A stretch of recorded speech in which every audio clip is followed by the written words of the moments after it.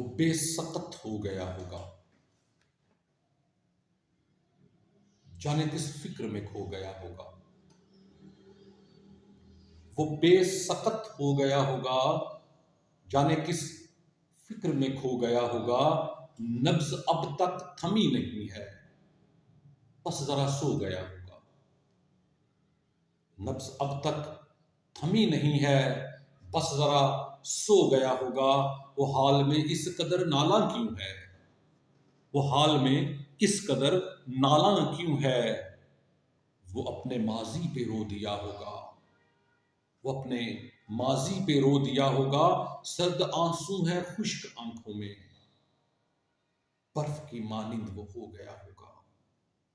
सर्द आंसू हैं खुश्क आंखों में, वो बर्फ की मानिंद हो गया होगा। सफेद चादर लपेट कर उस पे मनो मट्टी में बो दिया होगा।